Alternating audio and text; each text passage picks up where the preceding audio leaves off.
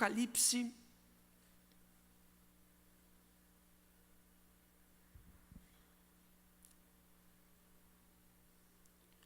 capítulo de número 3. Apocalipse capítulo 3, versículo 1.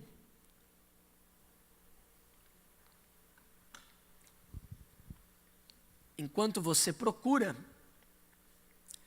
eu lembro a você que nós estamos na terça-feira em uma série de mensagens sobre as 7 cartas que João, inspirado por Deus, escreveu às 7 igrejas da Ásia. E hoje nós vamos abordar a 5ª igreja, a igreja de Sardes. Ok? A igreja de Sardes. Lembrando aí, todas as vezes que nós vamos ministrar, a gente repete a mesma introdução, mas é importante a gente lembrar. Estamos aqui por volta do ano 90 depois de Cristo. A igreja está sendo perseguida por um imperador chamado Domiciano. E esse imperador tem uma perseguição tão forte contra a igreja, que sendo João o único apóstolo vivo neste momento da história, ele é preso em uma prisão chamada Patmos, a ilha do Mar Egeu.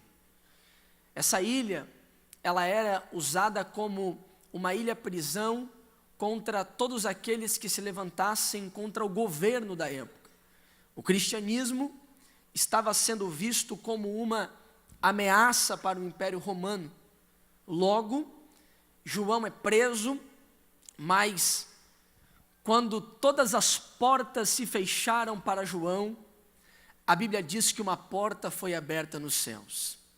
E Jesus falou com João, se revelou a João, e o Jesus que apareceu para João, é importante dizer, não foi o Jesus morto. Não é o que esteve vivo e agora está morto. O Jesus que apareceu para João é o que esteve morto, mas agora está vivo. Vivo e falando. Os pés e mãos de João podem estar presos à ilha de Patmos, mas a revelação de Deus vai ao encontro dele, falando de uma forma extraordinária. E aqui, João vai escrever a sua 5ª carta à igreja de Sardes. João, no versículo 1, diz assim, Apocalipse 3:1, diz assim: E ao anjo da igreja que está em Sardes, escreve, isso diz o que tem os 7 Espíritos de Deus e as 7 estrelas. Eu sei as tuas obras, que tem nome de que vives e está morto.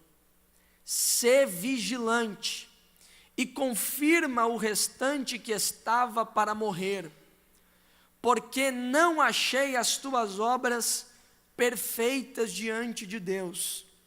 Lembra-te, pois, do que tens recebido e ouvido, e guarda-o, e arrependa-te. E, se não vigiares, virei sobre ti como um ladrão, e não saberás a que hora eu virei. Mas também tens em Sardes algumas pessoas que não contaminaram as suas vestes, e comigo andarão de branco, portanto são dignas disso. O que vencer será vestido de veste branca, e de maneira nenhuma riscarei o seu nome do livro da vida, e confessarei o seu nome diante do meu Pai e diante dos seus anjos. Quem tem ouvidos para ouvir, que ouça o que o Espírito diz às igrejas. Amém? Eu gostaria de aqui nesta noite pregar uma mensagem com vocês exatamente sobre esta 5ª carta que João escreveu, direcionado pelo Espírito Santo, como também por Jesus. Eu gostaria de pensar com vocês uma mensagem sobre o seguinte tema: Sardes e a necessidade de um avivamento. Sardes e a necessidade de um avivamento. Quando eu falo sobre avivamento, esta palavra é uma palavra talvez muito usada no meio pentecostal, e esta palavra pode ter muitos significados dependendo de quem ouve. Mas eu gostaria de usar um significado central e simples desta palavra, a saber, a palavra avivamento vem de avivar. Avivar significa trazer vida, ou seja, Sardes precisava de vida, e a vida, a palavra de Deus nos diz que é o próprio Jesus. Ele disse: eu sou o caminho, a verdade e a vida. Essa história de Sardes, ou esta carta de Sardes, é uma carta que nos alerta e nos constrange e nos ensina, nos exorta que é possível separar igreja de uma igreja avivada e relevante.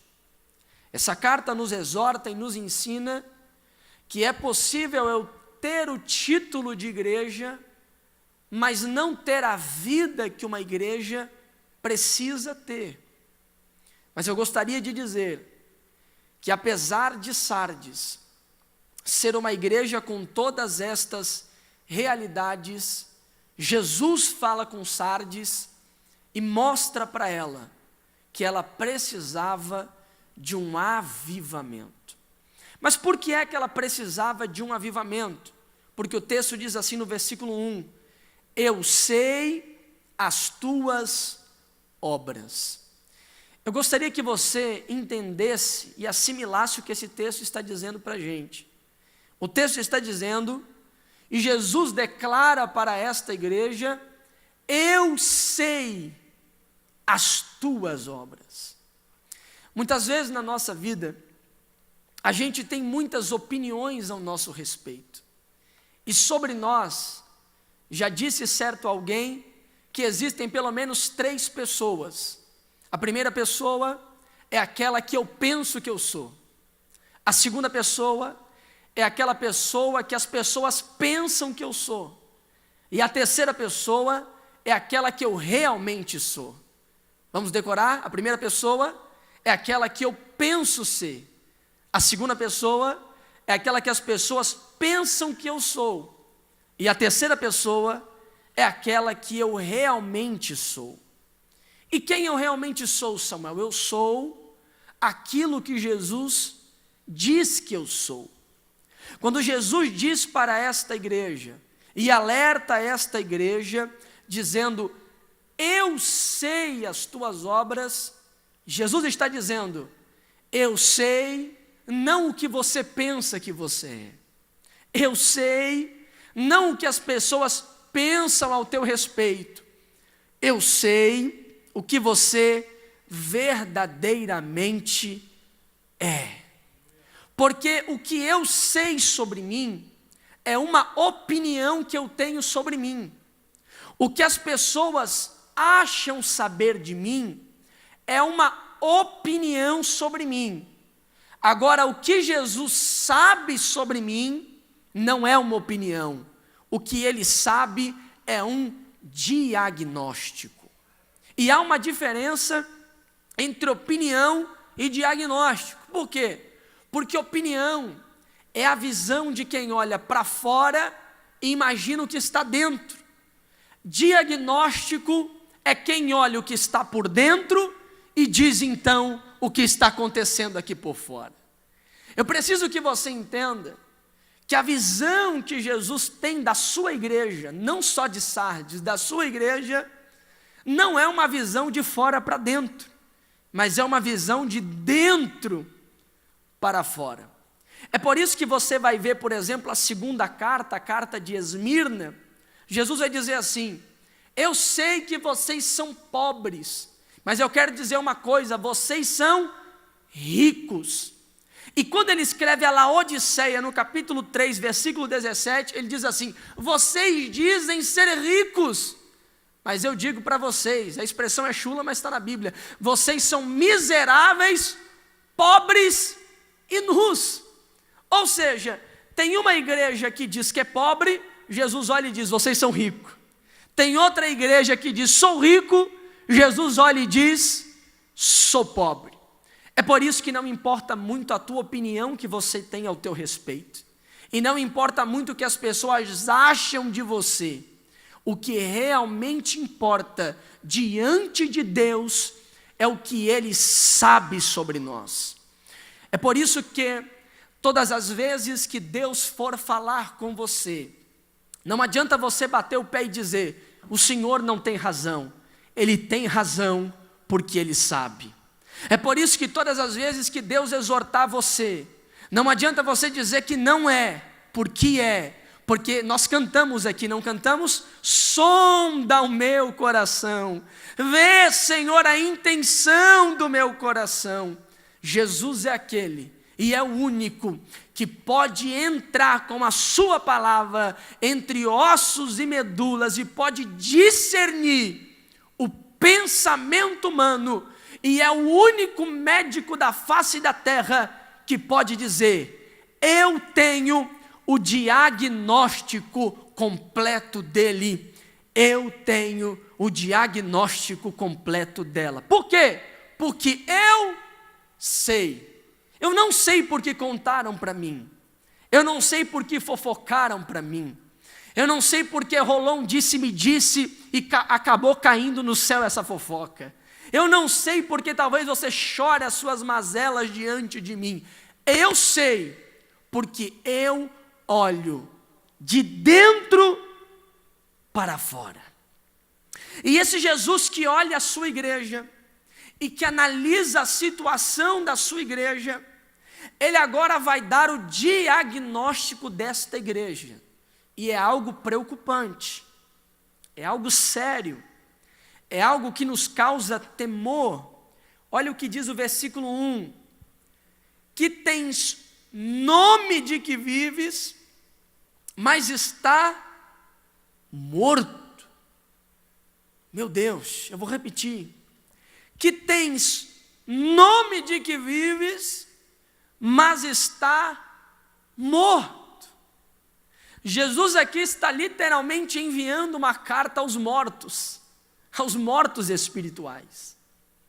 Jesus está dizendo para essa igreja, Jesus está declarando para essa igreja o que Ele sabe.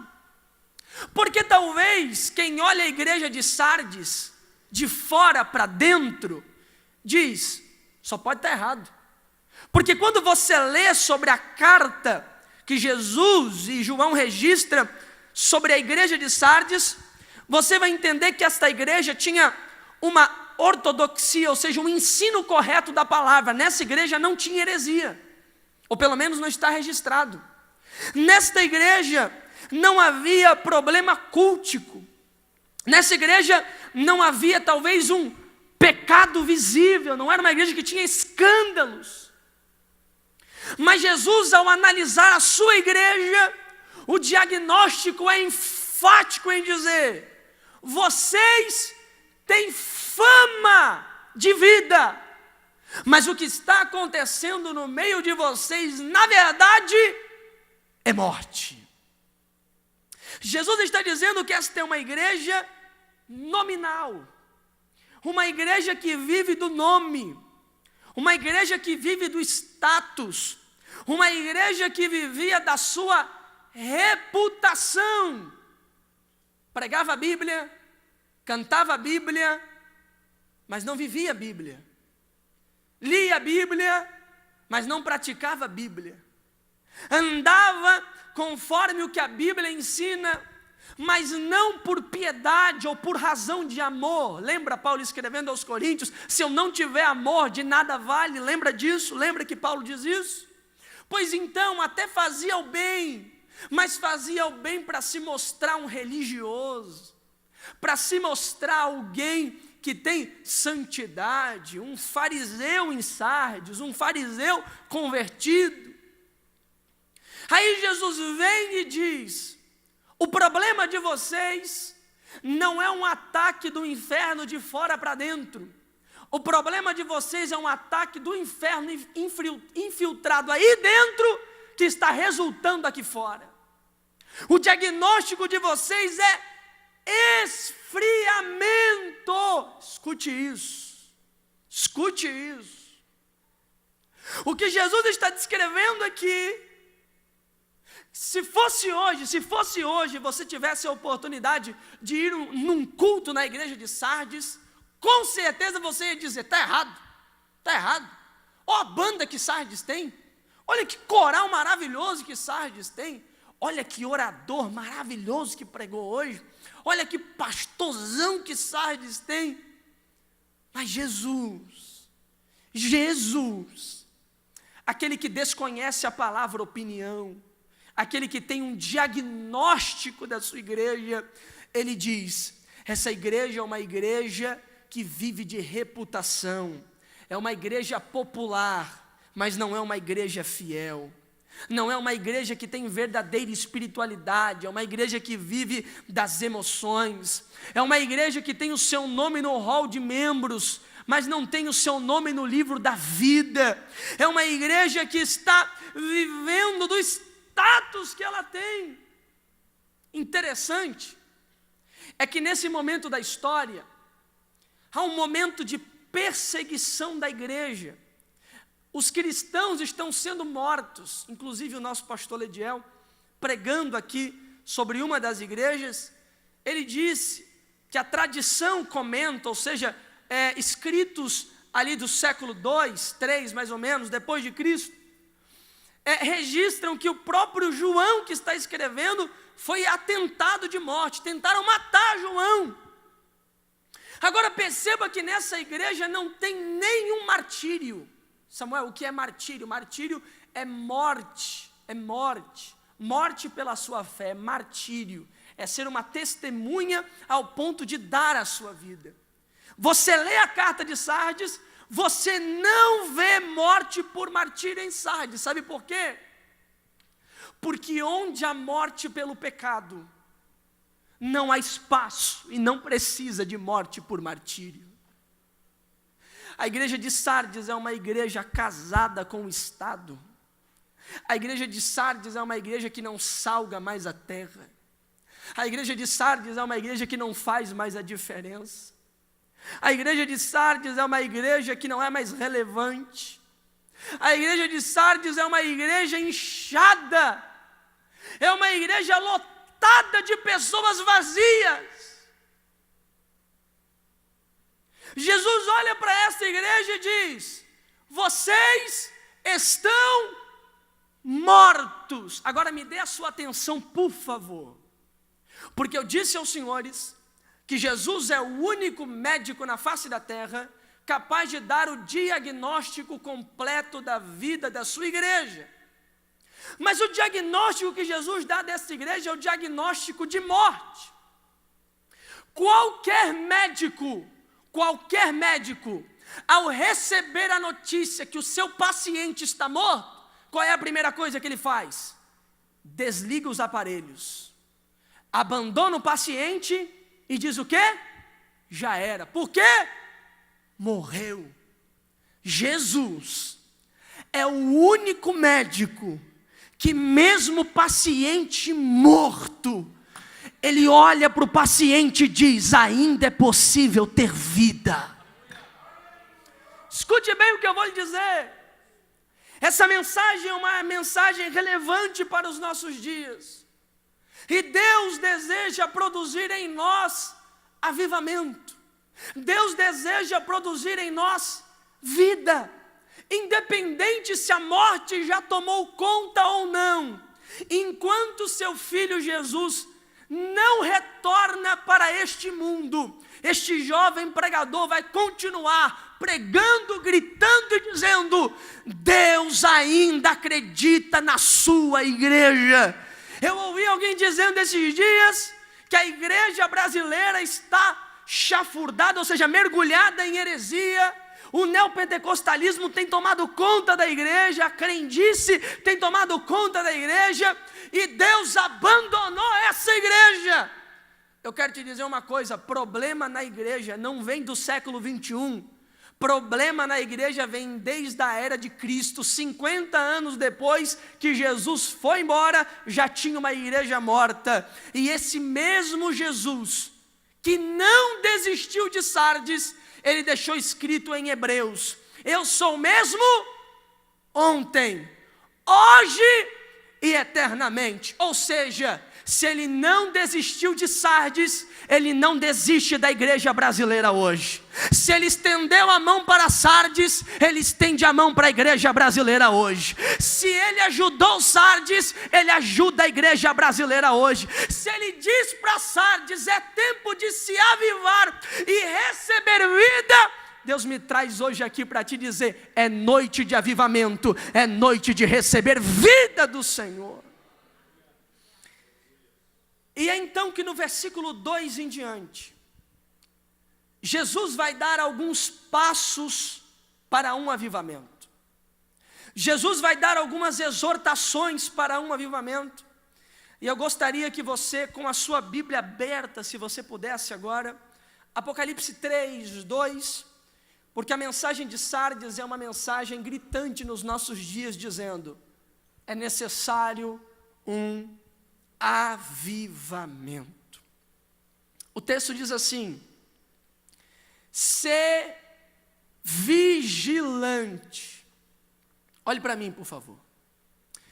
Quando você estuda sobre as cartas com a qual João vai escrever, você entende que para cada igreja, João vai ter uma linguagem particular. Por exemplo, a forma que João falou com Laodiceia não foi a mesma que ele falou com Sardes. Consequentemente, não é a mesma com Filadélfia, com Esmirna, com Tiatira, com Éfeso e também com Pérgamo. Cada uma, João usou uma linguagem de acordo com a ideia daquele povo, a cultura, a cosmovisão, a forma de enxergar o mundo. Quando João usa essa expressão, ser vigilante, parece que João está lembrando, porque Sardes tinha um problema. Sardes foi uma cidade que nunca foi atacada de frente. Todas as 2 vezes que a cidade de Sardes foi tomada, ela foi tomada de surpresa. Quando você estuda sobre a história de Sardes, você entende. Os inimigos de Sardes tomaram a cidade de surpresa. E o grito em Sardes era: gente, precisamos estar vigilantes. Vigilante para não ser tomado de surpresa. Aí vem Jesus, pelo Espírito Santo, inspira João para dizer: já sei a linguagem que eu vou usar. Primeiro passo para um avivamento: ser vigilante. Ou no grego, acorda. Alguém diz assim: Samuel, como pode acordar se eles estão mortos? Como pode Sardes acordar se Jesus acabou de dizer que eles morreram? Sabe por que eu acredito que Sardes pode acordar? Porque se fosse eu que dissesse para Sardes: acorda, eu já diria: não vai acordar. Se fosse qualquer um dos senhores aqui hoje que dissesse para Sardes: acorda, eu não acreditaria que ia acordar. Mas como foi Jesus que disse: acorda, eu creio que Ele tem poder de ressuscitar e mudar essa situação. Não entendi, Samuel? Deixa eu fazer você entender. Para a gente compreender esse verdadeiro avivamento, a gente precisa acordar. Acordar fala de sair de uma inércia, sair de uma situação de comodismo, sair de uma situação parada, sair do que nós chamamos de média. Deus está dizendo para a gente: se você deseja um verdadeiro avivamento, é noite de vigiar, é noite de acordar, estar atento. Sabe por quê? Porque tem crente que brinca de ser crente. Mas escuta isso que pode mudar a sua vida. O diabo nunca brincou de ser diabo, gente. Enquanto tem gente brincando de ser evangélico, o diabo não brinca de ser ladrão e salteador. Enquanto tem gente brincando de igrejinha, o diabo não brinca em querer destruir a sua vida.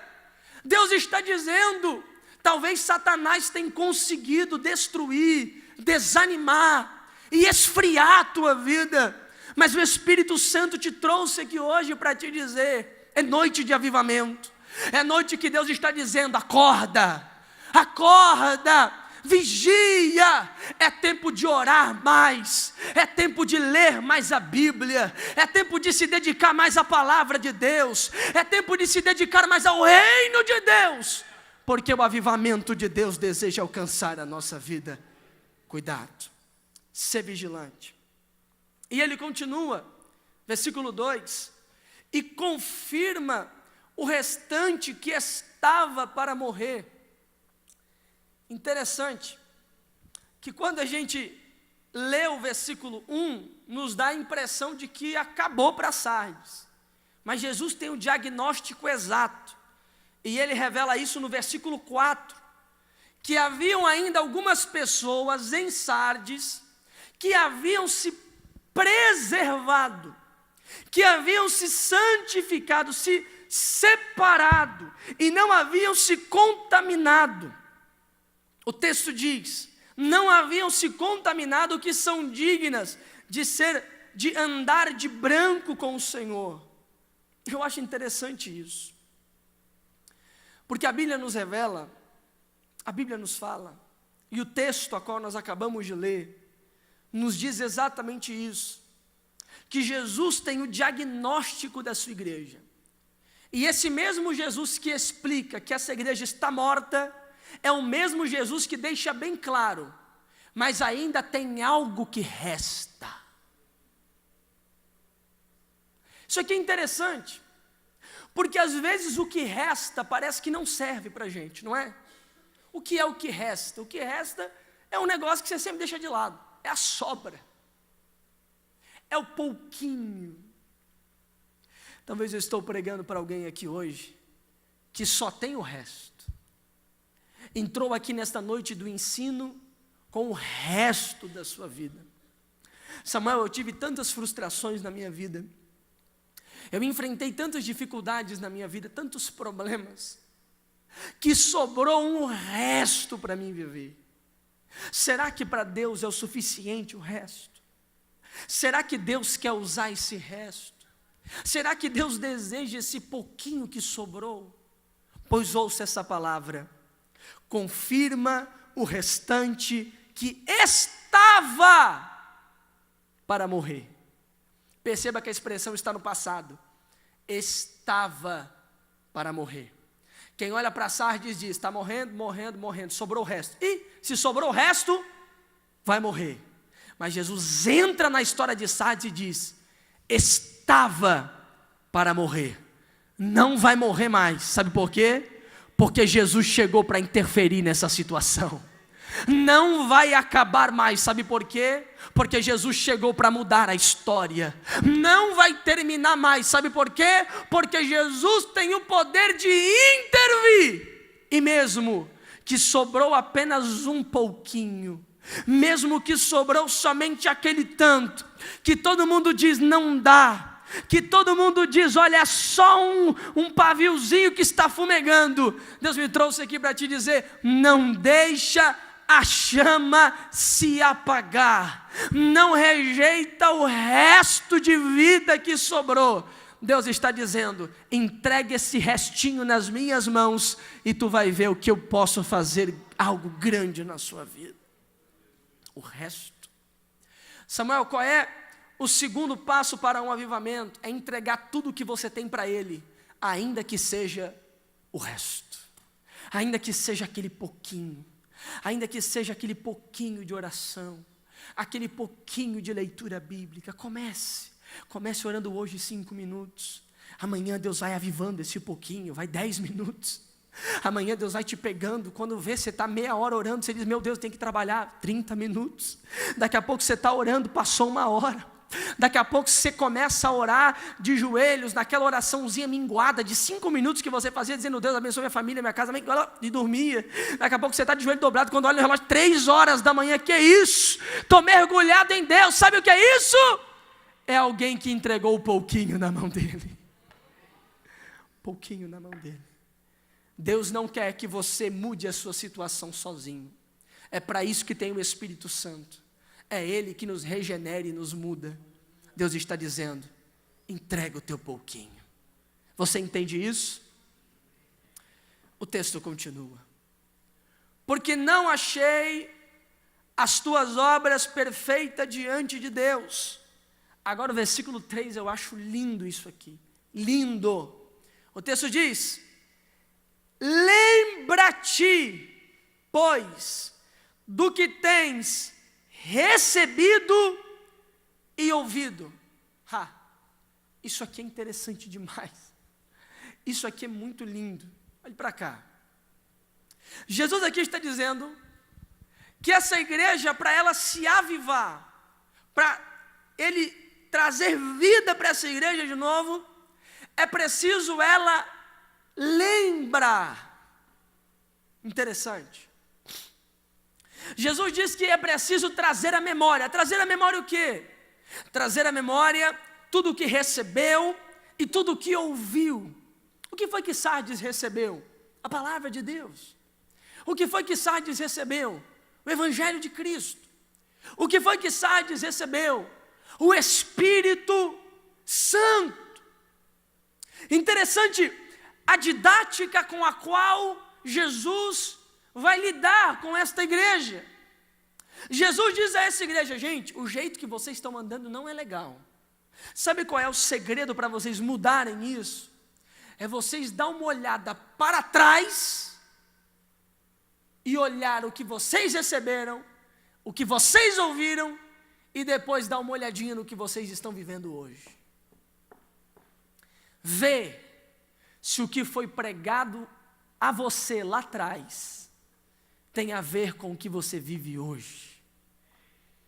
Vê se a sua fé de quando você se batizou é a mesma hoje.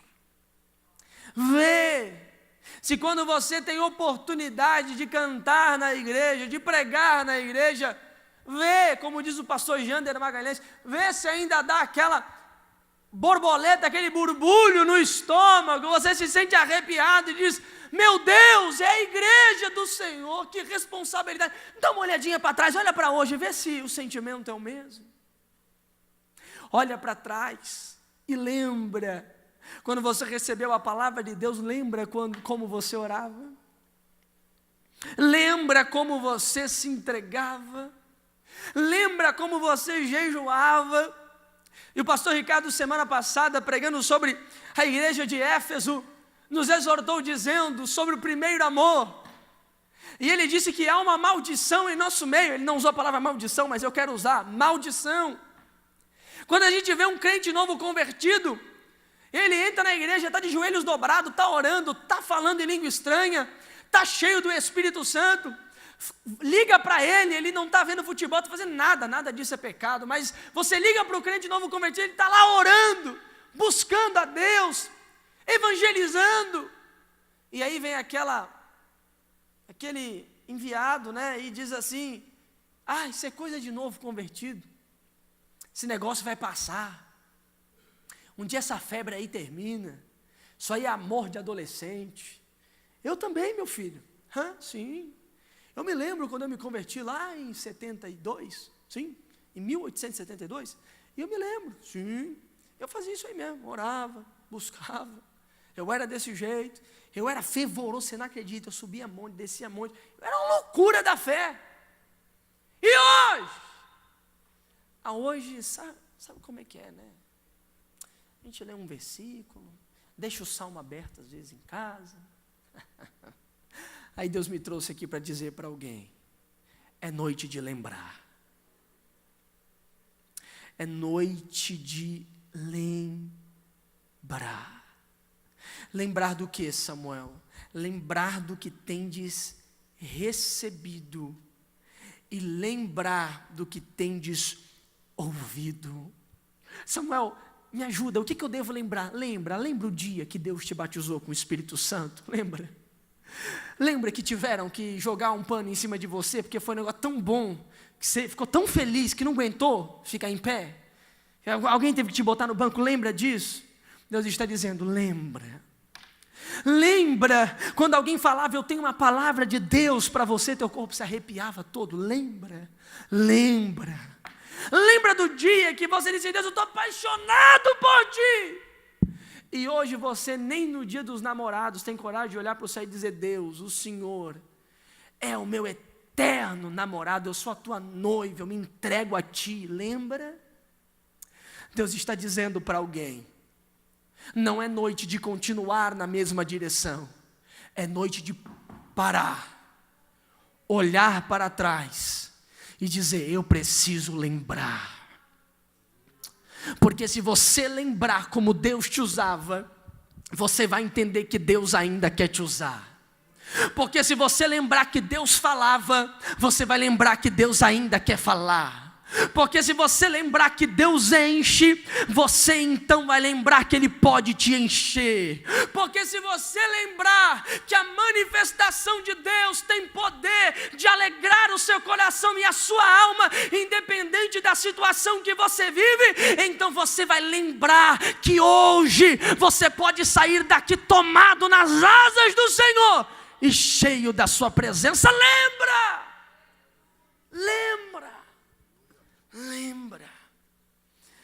O texto diz, e guarda. Eu acho interessante isso, porque a palavra guardar no grego significa manter, que traz a ideia de constância. Escute isso. Deus não quer ter contigo, meu amigo, apenas um encontro de terça em terça. Não é isso que Deus quer. Deus não quer com você um encontrinho semanal. Deus quer morar em você. Deus quer habitar em você. Por isso que Ele usa essa expressão, guarda, é constância. Não é só Deus na terça-noite, é Deus na quarta-feira, é Deus na quinta, é Deus na sexta. E no sábado eu deixo para o happy hour? Não, no sábado eu guardo também. E no domingo dá para largar Jesus para fazer outra coisa? Não, eu guardo Jesus no domingo também. E na segunda eu tenho que trabalhar, vamos largar Jesus? Não, na segunda guarda também. E na terça é noite de ensino, não dá para largar. Fechou a semana, é Jesus de terça a terça na minha vida, todos os dias. É Ele na minha vida. Se Jesus estiver todos os dias na tua vida, então o avivamento vai chegar sobre a tua vida. Eu tomo posse disso, em nome de Jesus.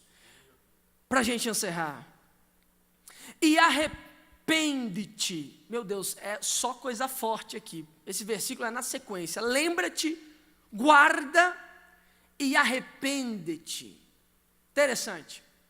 A palavra arrependimento, às vezes, é muito falada em nosso meio.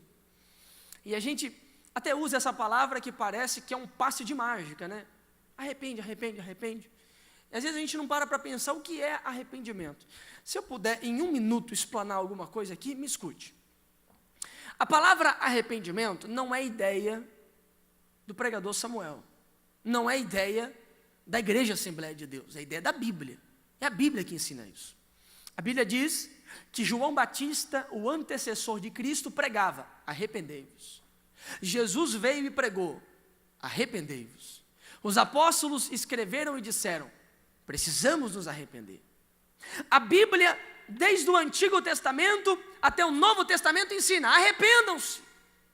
Lembra quando Deus falava com Israel e dizia, gente, vocês precisam voltar. Não está bom desse jeito, vocês estão me adorando de dia, e à noite vocês estão adorando a Baal, voltem para mim. Isso é o arrependimento. A palavra arrependimento vem do grego, que é metanoia. Essa palavra significa dar a volta ou retornar, mudança de direção. Metanoia é isso aqui, ó. Estou andando, e aqui tem uma placa, arrependa-te, ou no grego, metanoia. Então eu vou virar. mudança de direção. Metanoia não é mudança de posição, é mudança de direção. Tem gente que confunde isso. Tem gente que só se traveste de crente, mas está indo para o mesmo endereço. É Jesus, como disse alguém aí. É bem Jesus, é só Jesus mesmo. Escute isso. Arrependimento não é mudança de posição, é mudança de direção. Até mesmo porque, mesmo você mudando de direção, existe uma luta constante contra o pecado. E a vitória total contra o pecado se dará quando o nosso corpo for glorificado, que são as doutrinas que a palavra de Deus nos ensina. Mas o arrependimento é a mudança de direção. Jesus está dizendo para essa igreja: para vocês, a solução é drástica. Drástica. O caminho que vocês estão andando tem que ser redirecionado. Escute bem o que eu vou lhe dizer. Jesus está exortando essa igreja tão seriamente e dizer: gente, vocês estão tão ruins que nem se meio para a esquerda ou meio para a direita funciona, tem que mudar, arrepender. Escute o que eu vou lhe dizer. Às vezes na nossa caminhada como igreja, nós pensamos que o arrependimento está reservado para o momento da conversão. Converti, acabou, santifiquei, agora está tudo certo, tudo pago, vou andar do jeito que eu quero, para onde eu vou, para onde vai. Perceba, Jesus está falando com uma igreja, gente que levantou a mão, aceitou Jesus, recebeu o Espírito Santo, mas de algum jeito na sua história está andando errado. Aí Jesus vem e diz: arrependa, arrependa, muda de direção, porque desse jeito não dá. Alguém diz assim: Samuel, será que Jesus não pegou pesado demais? Será que deve falar assim com uma igreja? Uma convertida? Será que deve? Escute o que eu vou lhe dizer. Eu prefiro ser exortado por Jesus nessa vida para me arrepender, do que naquele dia ser condenado eternamente por Ele. Escute bem. Quantos aqui são pais ou mães? Quantos são pais ou mães? Eu gosto dessa metáfora de pai ou mãe. Eu falo muito bonito sobre ser pai e mãe. Vamos ver, né? Daqui a pouquinho vou ter meu filho. Quando o pai ou mãe exorta o seu filho, encoraja, repreende o seu filho, e diz assim: filhão, né, quando ele faz 18 anos, filho, não anda de moto a 200 por hora. E o garoto está lá: não, mas eu aguento. Ó, nasci piloto. E o pai diz assim: vou tirar a tua moto, porque ó a multa que veio aqui, 200 km na BR. Quando esse pai tirou a moto desse garoto, você acha que ele tirou por quê? Porque o amava. Ou você acha que ele tirou porque queria o mal do filho? Não quero te ver de moto mesmo. Não. A Bíblia diz que Deus para nós é um pai. Escute bem o que eu vou lhe dizer. Todas as vezes que um pai humano fala para o seu filho, eu estou falando de pai e mãe, né? Não alguns aí que só geram e abandonam, estou falando de pai e mãe. Se eles têm amor pelo seu filho, a Bíblia diz: o que dirá o vosso pai que está nos céus? Se o pai humano já ama o seu filho, o que dirá o nosso pai? É por isso que quando Deus diz para Sardes: arrependa-te, não é porque Deus odeia Sardes, não é porque Deus não quer ver bem de Sardes, é o contrário, porque o caminho que Sardes está seguindo vai levá-la para a condenação eterna. Então vem o Espírito Santo e diz: metanoia, arrependa, muda a mente, muda a direção, muda o caminho, não está bom desse jeito. Eu prego para uma geração que odeia ser corrigida, eu prego para uma geração que odeia ser exortada, eu prego para uma geração que não gosta de ser repreendida, mas eu quero abrir a tua mente esta noite e te dizer: deixa Deus te repreender mesmo, deixa Deus te exortar mesmo, porque se Ele te exorta, Se Ele te repreende, é porque Ele te ama. Porque se Ele não amasse você, Ele abria mão de você. Mas louvado seja o Senhor, que Ele repreende a gente e diz: arrependa, muda de direção, não é desse jeito. E nós temos a oportunidade de experimentar um verdadeiro avivamento.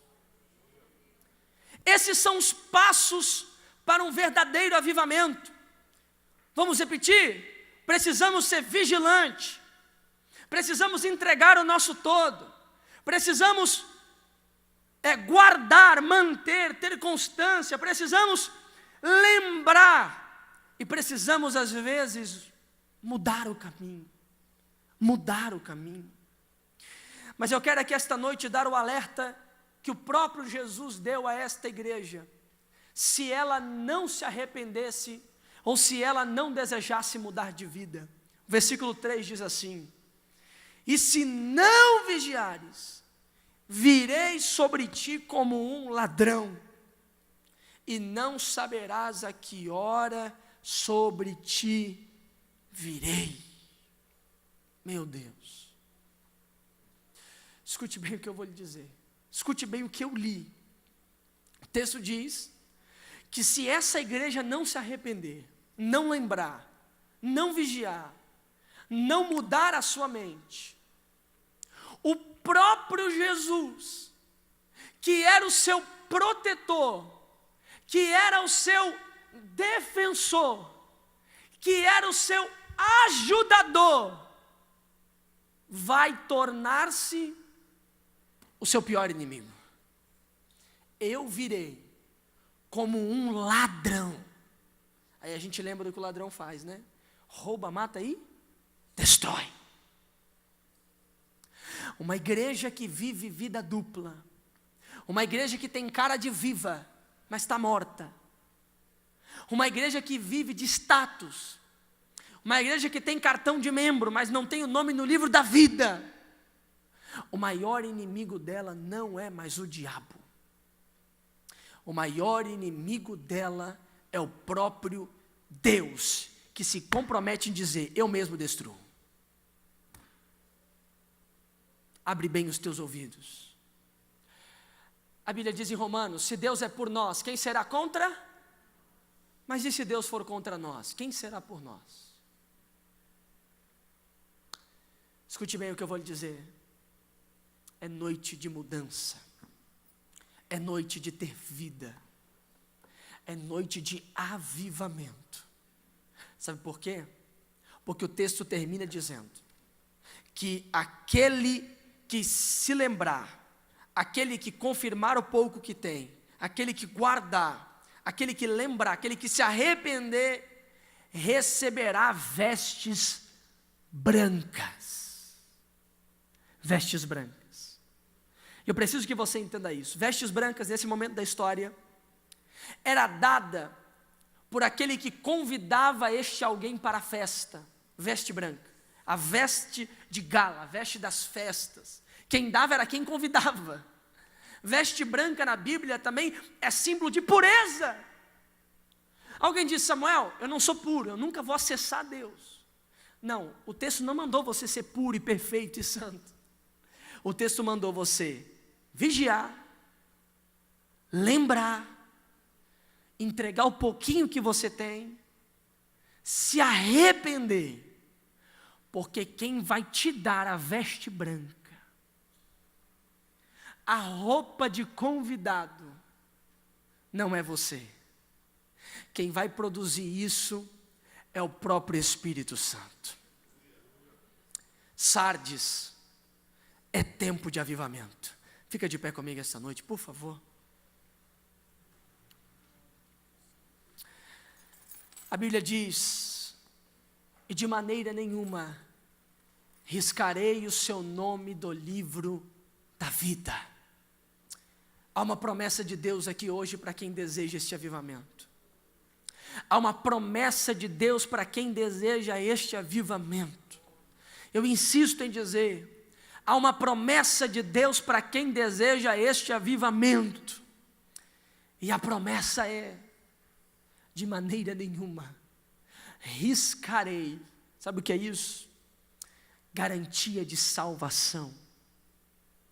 Jesus está dizendo: eu garanto salvação para quem lembra, para quem me dá o pouquinho que tem, para quem guarda, para quem se arrepende.